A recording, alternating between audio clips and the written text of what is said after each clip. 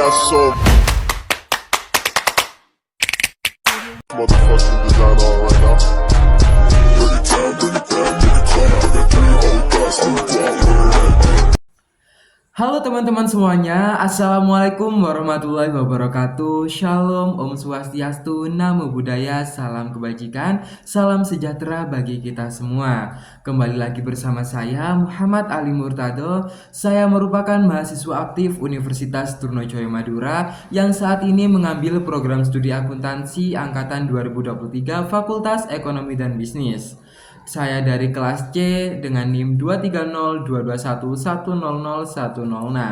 Jadi pada kesempatan kali ini saya ingin mempresentasikan sebuah materi terkait akuntansi biaya, yang mana materi yang akan saya sampaikan yaitu terkait biaya bahan baku dan biaya tenaga kerja langsung. Sebelum itu saya ingin mengucapkan banyak-banyak terima kasih kepada Bapak dosen pengampu mata kuliah akuntansi biaya, yaitu Bapak Dr. Sultan Syah SE AKMM MAK CA, yang telah mengajarkan kepada saya terkait materi-materi akuntansi biaya, khususnya biaya bahan baku dan biaya tenaga kerja langsung. Tanpa berlama-lama lagi, langsung saja kita ke materi. Seperti yang sudah saya jelaskan, bahwasanya di video kali ini saya ingin menjelaskan materi terkait biaya bahan baku dan biaya tenaga kerja langsung. Sebelum kita memahami terlebih dalam lagi terkait biaya bahan baku, alangkah baiknya kita harus mengerti apa itu bahan baku. Bahan baku merupakan material yang dibutuhkan sebagai elemen utama untuk memproduksi suatu barang, sehingga sangat diperlukan untuk mengetahui biaya-biaya yang keluar untuk pembelian bahan baku. Jadi kita dapat menyimpulkan bahwasannya bahan baku merupakan sebuah bahan pokok atau bahan utama yang diperlukan dalam memproduksi suatu barang yang nantinya akan didistribusikan kepada para konsumen. Biaya bahan baku sendiri merupakan biaya pengangkutan, pengiriman, hingga penyimpanan bahan baku pada fasilitas yang dimiliki oleh tiap perusahaan, seperti gudang dan lain-lain. Jadi kita dapat menyimpulkan bahwa biaya bahan baku merupakan biaya yang dikeluarkan oleh suatu perusahaan dalam melakukan pembelian bahan baku, seperti biaya pengangkutan, biaya pengiriman, hingga penyimpanan bahan baku. Teman-teman, kita juga perlu mengetahui bahwasannya biaya bahan baku yang dikeluarkan oleh tiap perusahaan tidak selalu stabil. Apa aja sih faktor yang menyebabkan biaya bahan baku yang dikeluarkan oleh tiap perusahaan tidak selalu stabil? Faktor yang pertama yaitu faktor pemasok. Pemasok dapat mempengaruhi fluktuasi atau naik turunnya pada biaya bahan baku dikarenakan melimpah atau langkanya persediaan bahan baku yang dimiliki oleh para pedagang. Jadi, jika jumlah pemasok yang lebih sedikit dari pedagang, maka menyebabkan permintaan yang tidak dapat dipenuhi oleh pemasok karena keterbatasan barang yang tersedia. Jadi, faktor pemasok ini ketika langkanya suatu persediaan bahan baku, maka akan menjadikan lonjakan yang tinggi terhadap biaya bahan baku yang nantinya akan dibeli oleh, yang nantinya akan dikeluarkan oleh perusahaan. Yang kedua ada faktor kondisi lingkungan. Nah, kondisi lingkungan ini menjadi faktor tidak stabilnya biaya bahan baku yang dikeluarkan oleh perusahaan, karena kondisi ini dapat mempengaruhi tingginya biaya bahan baku di pasaran yang disebabkan oleh cuaca yang tidak menentu. Misalnya pada saat musim hujan dapat menyebabkan gagal panen hingga ketersediaan bahan baku semakin menurun dan harga bahan baku akan semakin melesat lebih tinggi. Jadi di sini saya akan memberikan satu contoh dalam perusahaan A memproduksi suatu barang dengan bahan baku beras. Pada saat musim hujan banyak sekali petani yang gagal panen, yang menyebabkan harga beras akan melonjak lebih tinggi, yang dimana biaya bahan baku yang akan dikeluarkan oleh perusahaan untuk membeli bahan baku beras tersebut akan otomatis semakin tinggi. Nah, kemudian pembelian bahan baku itu perlu diperhatikan oleh suatu perusahaan dan ditentukan secara terstruktur juga terhadap oleh perusahaan. Yang pertama, menerima permintaan bahan baku. Jadi, setiap perusahaan tentunya nanti akan mendapatkan penawaran perusahaan dari pemasok, penawaran permintaan bahan baku dari pemasok.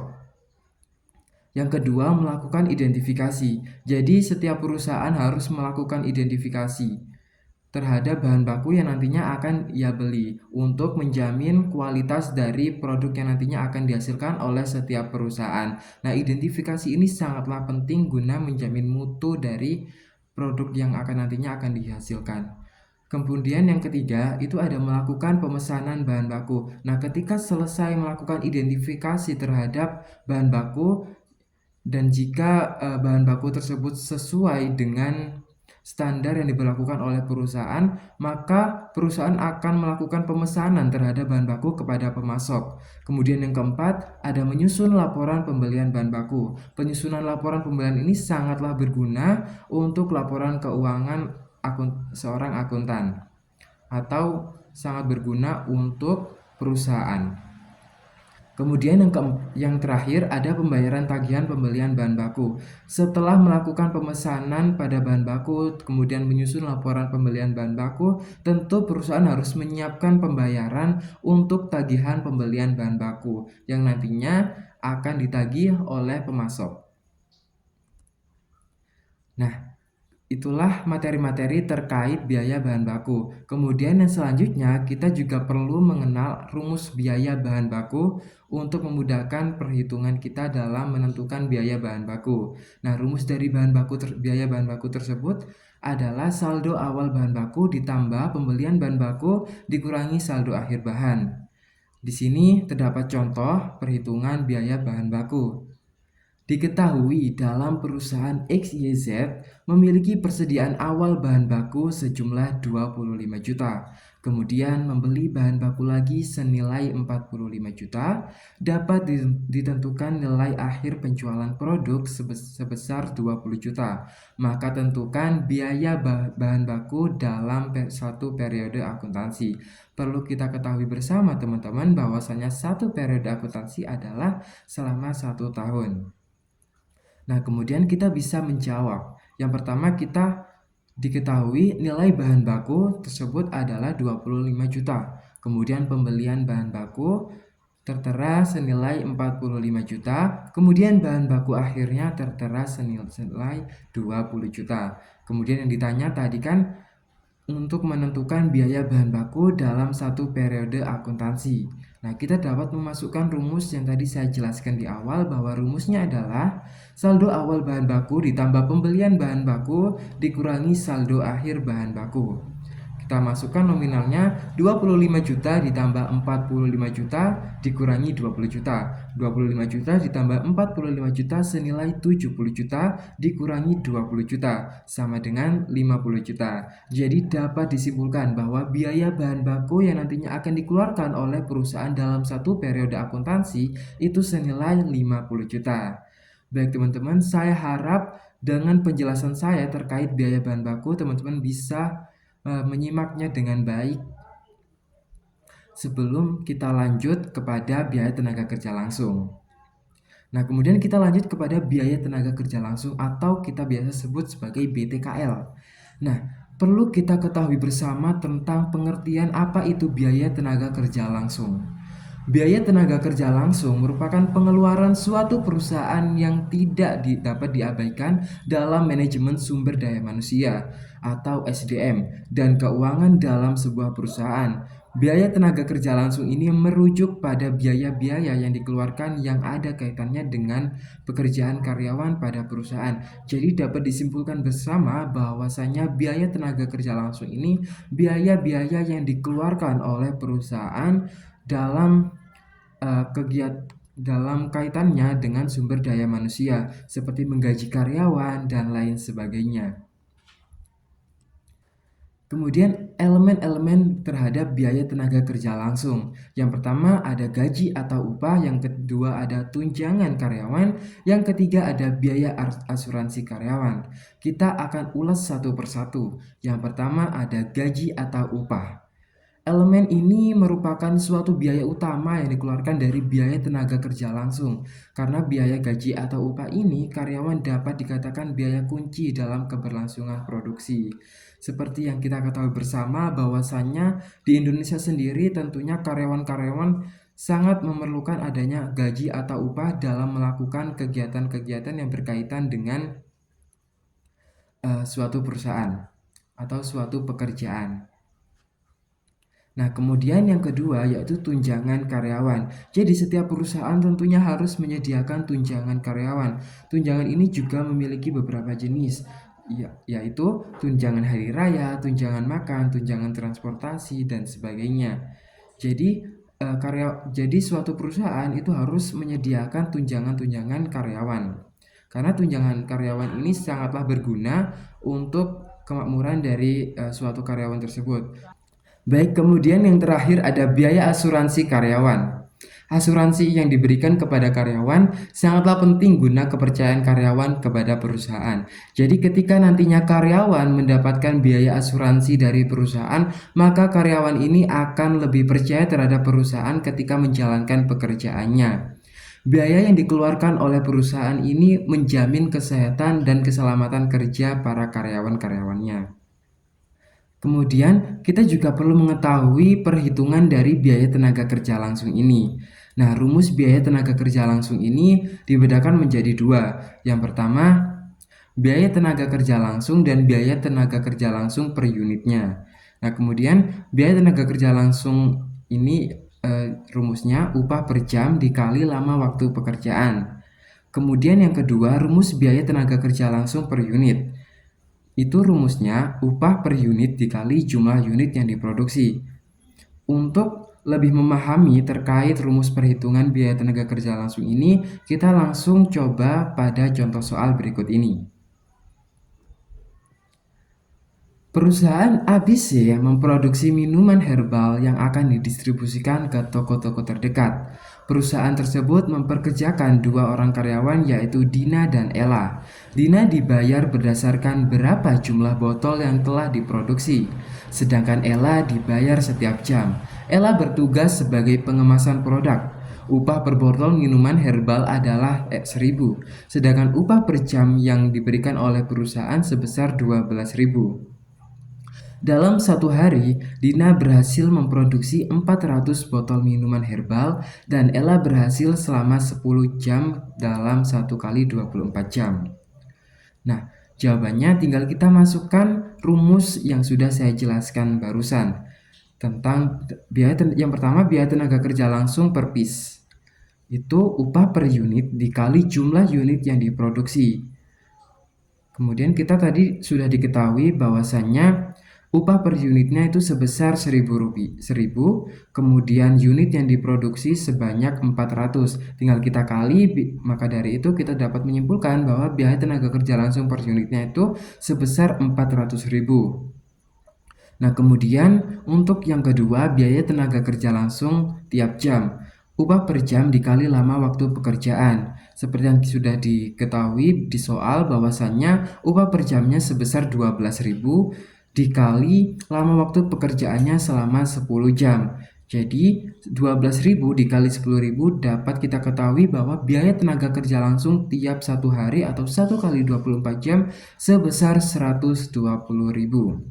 Jadi biaya tenaga kerja langsung untuk Dina itu sebesar 400.000 per hari dan Ella sebesar 120.000 per hari. Nah, kemudian dalam biaya tenaga kerja langsung ini, perusahaan juga harus bisa menyusun kebutuhan tenaga kerja dengan anggaran biaya langsung. Hal yang pertama yang harus dilakukan oleh perusahaan yaitu melakukan penelusuran tenaga kerja dengan profesional, yang mana dalam pencarian para pekerja atau calon karyawan secara profesional dapat dilakukan melalui beberapa tahapan yang akan saya jelaskan. Yang pertama, perusahaan harus melakukan identifikasi secara detail yang sekiranya posisi ini jelas dibutuhkan oleh perusahaan. Selanjutnya, menyaring kandidat yang sesuai dengan persyaratan atau sesuai dengan SOP yang diberlakukan oleh perusahaan melalui berbagai macam tes seperti tes tulis, wawancara, psikotes, lisan, dan lain sebagainya. Kemudian setiap perusahaan berhak menentukan kandidat yang paling sesuai secara adil-adilnya. Langkah yang kedua yaitu mengetahui jumlah kebutuhan tenaga kerja. Setiap perusahaan harus mengetahui berapa banyak posisi yang kosong atau yang dibutuhkan dan belum ada yang menempati, sehingga perusahaan tidak kelebihan dalam melakukan rekrutmen karyawan baru. Kemudian, yang ketiga, menjalankan pelatihan bagi tenaga kerja langsung. Jadi, perusahaan harus menyediakan pelatihan-pelatihan bagi tenaga kerja baru. Setelah melakukan rekrutmen tadi dan menemukan kandidat yang sesuai dengan kriteria yang telah ditentukan, perusahaan juga harus memiliki kewajiban untuk memberikan pelatihan terhadap karyawan baru meskipun karyawan baru tersebut sudah memenuhi standar yang ditentukan. Namun terkadang karyawan harus beradaptasi dengan kondisi lingkungan yang ada di perusahaan. Dan karyawan terkadang juga belum sepenuhnya menguasai job desk yang akan diberikan oleh tiap perusahaan. Maka dari itu perlu adanya pelatihan untuk tenaga kerja baru atau terhadap karyawan baru untuk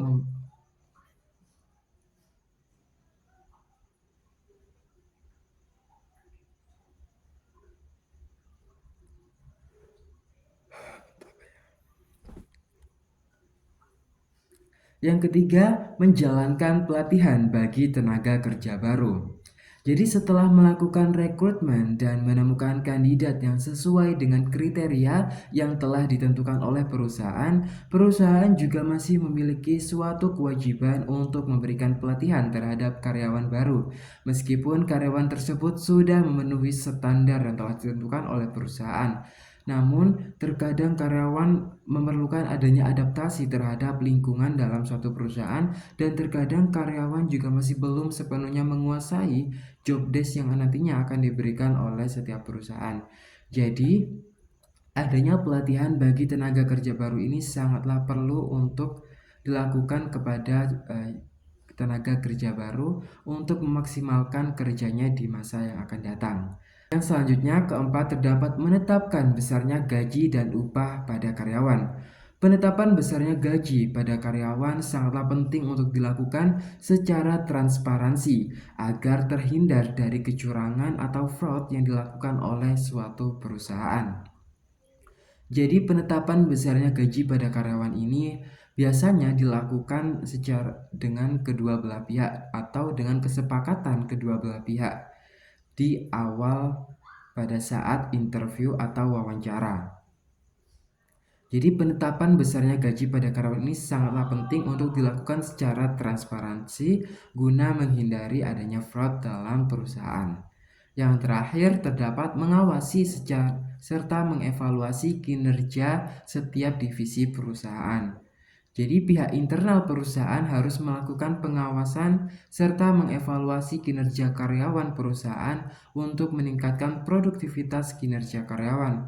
Selain itu, evaluasi terhadap kinerja dapat mengembalikan keterampilan serta pengetahuan mereka dalam mengembangkan karir mereka. Pengawasan yang dilakukan oleh pihak internal juga bertujuan untuk mempermudah dalam melakukan pengambilan keputusan dalam menetapkan penempatan karyawan pada posisi yang sesuai dengan keterampilan yang dimiliki oleh setiap karyawan.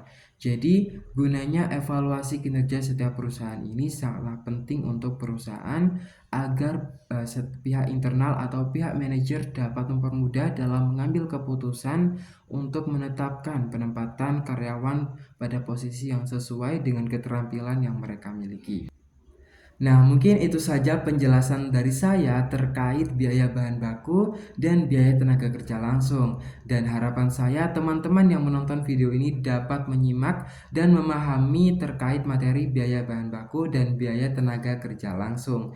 Mungkin buat teman-teman yang masih kurang memahami apa itu biaya bahan baku dan biaya tenaga kerja langsung, bisa komen di kolom komentar di akun saya. Kemudian di sini kita juga bisa menyimpulkan bahwasannya biaya bahan baku dan biaya tenaga kerja langsung yang dikeluarkan oleh perusahaan ini merupakan salah satu aspek penting yang harus diperhatikan oleh perusahaan.